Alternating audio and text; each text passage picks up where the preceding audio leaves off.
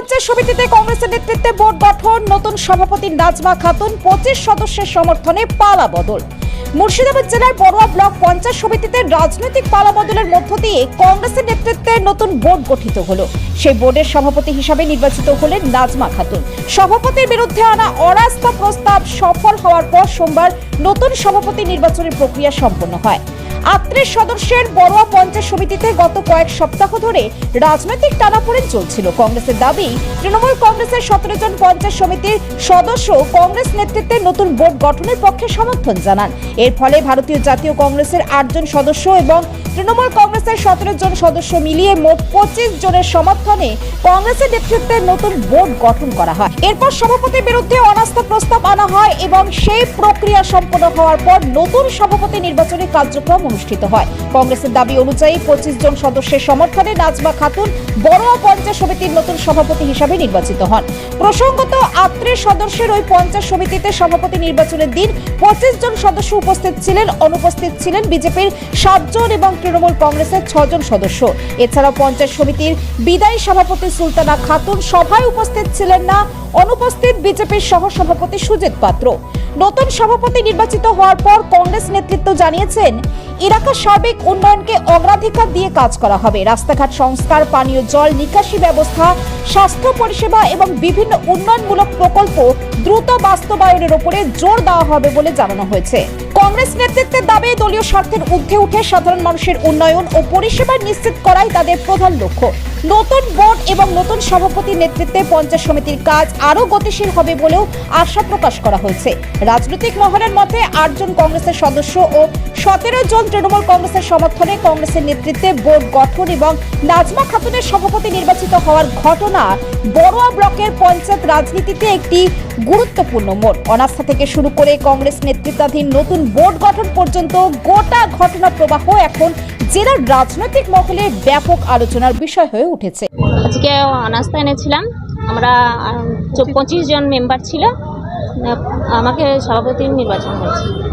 25 জনের মধ্যে কজন তৃণমূল, কজন কংগ্রেস? 18 জন তৃণমূল আর 7 জন কংগ্রেস। তাহলে এই বোর্ড কারা গঠন করে? বোর্ড গঠন করে কংগ্রেসের না তৃণমূল? যৌথ, হ্যাঁ সবাই মিলে যৌথ। আগামী দিন দেখুন 18 জন, না 18 জন। কংগ্রেসে 7 জন। আপনি সভাপতি হয়েছেন। হ্যাঁ, আজকে বোর্ড গঠন কি তৃণমূলেরই হলো? এটা যৌথভাবে। আগামী দিনের জন্য কি বলবেন? সেটা ভাবা যাবে। দীর্ঘদিন তো উন্নয়ন থমকে ছিল এই গরিমসির কারণে। আপনি সভাপতি নির্বাচিত হওয়ার পর কি পদক্ষেপ নেবেন? কাজ কি হবে? জনগণের সেবা করার জন্য। কি নাম আপনার? নাজমা খাতুন। দাদা, আজকে এখানে কি হলো? কতজন মেম্বার গেছিলেন? কি হলো? আমরা গত 15 জুলাই আমরা আপনার অনাস্থা নিয়ে এসেছিলাম। অনাস্থা নিয়ে আসার পর প্রথমে আমাদের এখানে থেকে সিকিউরিটি রিজন দেখে প্রথমে ক্যান্সেল হয়েছিল এবং মহামান্য হাইকোর্টের নির্দেশে আমরা আজকে বোর্ড গঠন করলাম। সভাপতি রিজাইন দিয়েছিল। আমাদের নতুন সভাপতি হলো নাজমা খাতুন। এর আগে তো তৃণমূল, বিজেপি, কংগ্রেস যৌথভাবে বোর্ড ছিল। আগে সেটা বোর্ড ভেঙে আমাদের নতুন করে কংগ্রেসের 7 জন এবং আমাদের 18 জন মিলে আমাদের আজকে নতুন আমরা বোর্ড আজকে গঠন করলাম। কি কারণে আপনাদের অনাস্থা এনেছিলেন এবং কি কারণে আপনার এবং এই যে বোর্ড গঠন হলো, আগামী দিনে আপনাদের কি পরিকল্পনা? আমরা অনাস্থা নিয়েছিলাম দীর্ঘদিন ধরে। আমাদের এই বড়ুয়ার মানুষের, বড়ুয়া ব্লকের সমস্ত মানুষ এই ব্লকে এসে পরিষেবা দীর্ঘদিন ধরে পাননি এবং আমাদের উন্নয়ন, আমাদের এই 24 জন মেম্বারের ওয়ার্ডে কোনো কাজ নেই এবং পঞ্চায়েত সমিতির এরিয়ায় কোনো কাজ নেই এবং উন্নয়ন স্তম্ভে ছিল। আজকে আমরা বোর্ড গঠন করে আগামী দিনে উন্নয়নের গতিকে আরও ত্বরান্বিত করতে চাই, এটাই আমাদের আবেদন। সভাপতি কোন দলের হলো? সভাপতি আমরা তৃণমূল 18 জন ছিলাম, 7 জন কংগ্রেসের। আগামী দিন দেখুন আমরা সবাই আজকে এই লড়াইয়ের মেন যে আমাদের লড়াই যে নেতৃত্ব দিয়েছেন, প্রথম থেকে আমাদেরকে হাইকোর্ট থেকে শুরু করে সমস্ত কিছু সাপোর্ট করেছেন এবং আমাদের মুর্শিদাবাদের যে আবেগ, মুর্শিদাবাদের যে ভালোবাসা, মুর্শিদাবাদের যে মানুষটি, তার নাম অধীর রঞ্জন চৌধুরী। আগামী দিনে আমরা 18 জন মেম্বার সবাই মিলে ভাবনা চিন্তা করছি তার হাতকে শক্ত করার জন্য। আগামী দিনে আমরা ডিসিশন নেবো, আমরা জানিয়ে দেবো। কংগ্রেসের সমর্থনে বোর্ড গঠন, এই বোর্ড যৌথভাবে হয়েছে।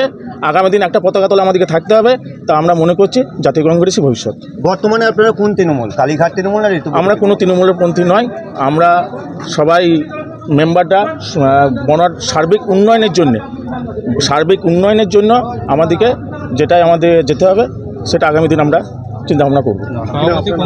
আমার নাম তন্ময় কুমার ঘোষ, আমি বনার পঞ্চায়েত সমিতি। আগে সভাপতির নাম ছিল সুলতানা খাতুন, নাজমা খাতুন। তিনি কোন দলে ছিলেন আগে? উনি আগে ছিলেন তৃণমূল থেকে জেতা প্রতিনিধি, বর্তমানে কোন দলের হলেন? এখন তৃণমূলেই আছে। আমরা এখনো জয়েন করিনি, আগামী দিন দেখুন কি হয়। চৌধুরীর নেতৃত্বে আজকে বোড়া পঞ্চায়েত সমিতি জাতীয় কংগ্রেসের দখলে আসলো। 25 জন মেম্বার ছিলেন আমাদের, তার মধ্যে ছিল 17 জন তৃণমূল থেকে আসা এবং 8 জন আমাদের জাতীয় কংগ্রেসের। আজ থেকে টোটাল টিমটাই জাতীয় কংগ্রেসের টিম। অদিত চৌধুরীকে সামনে রেখে বোড়া পঞ্চায়েত সমিতি আগামী দিন বড়ুয়ার সর্বস্তরে যে উন্নয়ন, সে উন্নয়ন আমাদের নাজমা খাতুন, আমাদের বোন পঞ্চায়েত সমিতির সভাপতি হিসাবে তাকে অদিত চৌধুরী মনোনীত করেছেন, মেম্বাররা সমর্থন করেছেন। তাই আজ থেকে বড়ুয়া পঞ্চায়েত সমিতি জাতীয় কংগ্রেস পরিচালিত অদিত চৌধুরী মনোনীত পঞ্চায়েত সমিতির সভাপতি হয়েছে। দলীয়ভাবে যোগদান কবে করবেন এনারা? দলীয়ভাবে আমাদের কথা হয়ে গেছে, হয়ে যাবে 24 তারিখ তো আমাদের ক্যান্ডিডেট আছে, হয়ে যাবে সব।